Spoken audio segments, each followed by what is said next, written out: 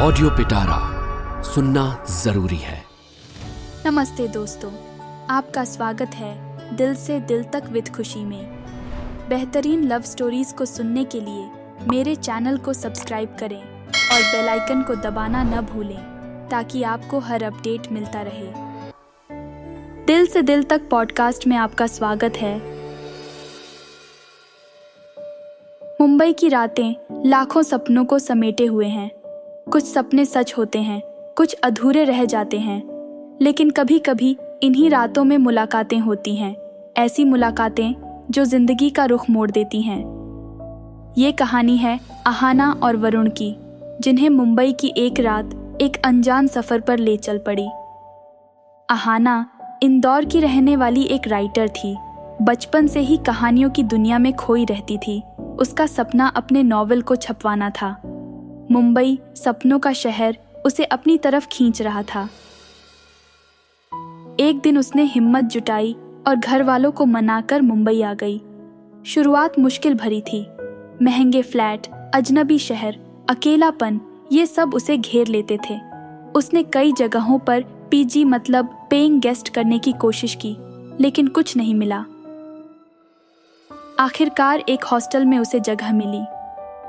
Hostel में रहते हुए उसकी मुलाकात हुई वरुण से। वरुण बचपन से दिल्ली में पला बढ़ा था।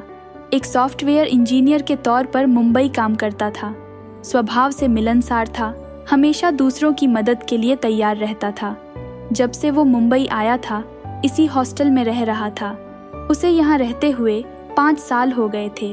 हॉस्टल में ही दोनों की बातचीत शुरू हुई। अहाना को मुंबई के बारे में कुछ ज़्यादा जानकारी नहीं थी। वरुण ने उसे शहर के बारे में बताया, लोकल ट्रेन में चलने का तरीका समझाया और कभी कभी हॉस्टल के बाहर चाय पीने भी ले जाता। एक दिन हॉस्टल के वार्डन ने अचानक ऐलान कर दिया कि हॉस्टल बंद हो रहा है। रहने वालों को 1 हफ्ते के अंदर नया ठिकाना ढूंढना था। अहाना परेशान हो गई। इतने कम समय में फ्लैट ढूंढना मुश्किल था। उसने वरुण को अपनी परेशानी बताई। वरुण ने उसे बताया कि वो वैसे भी फ्लैट में शिफ्ट होने की सोच रहा था। उसने अहाना को एक सुझाव दिया। वो एक फ्लैट देखने जा रहा है जो 2 लोगों के लिए है, किराया भी कम है। अगर अहाना चाहे तो वो दोनों मिलकर फ्लैट ले सकते थे। अहाना को ये आइडिया अच्छा लगा। वो जानती थी कि अकेले फ्लैट लेना उसके बजट के बाहर होगा। उसने वरुण के साथ फ्लैट देखने का फैसला किया। फ्लैट छोटा था, लेकिन साफ सुथरा था और उनकी ज़रूरतों के हिसाब से ठीक लग रहा था। उन्होंने तुरंत फ्लैट लेने का फैसला कर लिया। कुछ दिनों में ही अहाना हॉस्टल से अपना सामान लेकर नए फ्लैट में आ गई। फ्लैट में 2 कमरे थे, एक छोटा सा हॉल और एक किचन। फर्नीचर ज़्यादा नहीं था, लेकिन रहने के लिए काफ़ी था। शाम ढलते वरुण काम से वापस आया। उसने अहाना को फ्लैट दिखाया। अहाना ने कमरे को सजाने की तैयारी शुरू कर दी। वरुण ने उसकी मदद की, सामान रखने में, पर्दे लगाने में। वो हर काम में अहाना का साथ दे रहा था। पहली रात फ्लैट में कुछ अजीब लग रहा था। नया शहर, नया घर, सब कुछ अनजान सा था। अहाना को थोड़ी घबराहट हो रही थी।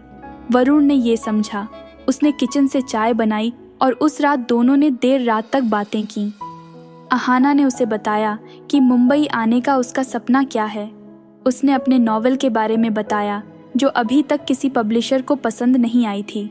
वरुण ने ध्यान से सुना और उसे हिम्मत दी। उसने कहा, मुंबई सपनों का शहर ज़रूर है, लेकिन यहाँ सक्सेस आसानी से नहीं मिलती, मेहनत करनी पड़ती है। बातों ही बातों में रात काफ़ी हो गई। अचानक बिजली चली गई। मुंबई की रातों की ये एक खासियत थी। बारिश का मौसम था और बाहर जोरों की बारिश हो रही थी। अकेलेपन का डर अहाना को जकड़ने लगा। वो सहम गई और सोचने लगी कि उसने सही फैसला किया है या नहीं। मुंबई आकर वरुण ने उसका डर भांप लिया। वो पास आया और उसे धीरे से आवाज़ दी, अहाना, डरो मत, बिजली थोड़ी देर में आ जाएगी।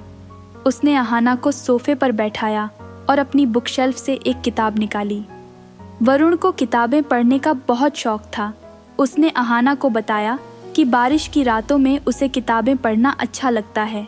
उसने किताब खोली और अपनी शांत सुकून देने वाली आवाज़ में उसे कहानी सुनाने लगा। बारिश की रिमझिम और वरुण की आवाज़ में अहाना को सुकून मिला। उसे लगा जैसे वो किसी सेफ प्लेस में है। धीरे धीरे उसकी घबराहट कम होने लगी। वो कहानी सुनने में खो गई। कहानी खत्म होने के बाद भी कुछ देर तक दोनों खामोशी में बैठे रहे। बारिश की आवाज़ कम हो रही थी। बिजली भी आ गई थी।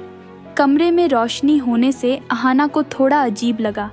वरुण ने उसकी घबराहट को समझा। वो मुस्कुराया और बोला, अब डर नहीं लग रहा ना? अहाना भी हल्की सी मुस्कुराहट के साथ बोली, नहीं, अब ठीक लग रहा है। वरुण ने घड़ी देखी। रात काफ़ी हो चुकी थी। उसने अहाना से कहा, देर हो गई है, आपको सो जाना चाहिए। अहाना उठी और अपने कमरे में जाने लगी। वरुण उसे दरवाजे तक छोड़ कर आया। गुड नाइट अहाना, वरुण ने कहा। गुड नाइट वरुण, अहाना ने जवाब दिया। अपने कमरे में लेटने के बाद भी अहाना को नींद नहीं आ रही थी। वरुण की आवाज़, बारिश की रिमझिम, ये सब उसके दिमाग में घूम रहा था। उसे लगा कि वो अकेली नहीं है। मुंबई में भी उसका एक साथी है। थोड़ी देर बाद उसे नींद आ गई। सुबह उठकर उसने देखा कि वरुण बालकनी में खड़ा होकर चाय पी रहा था।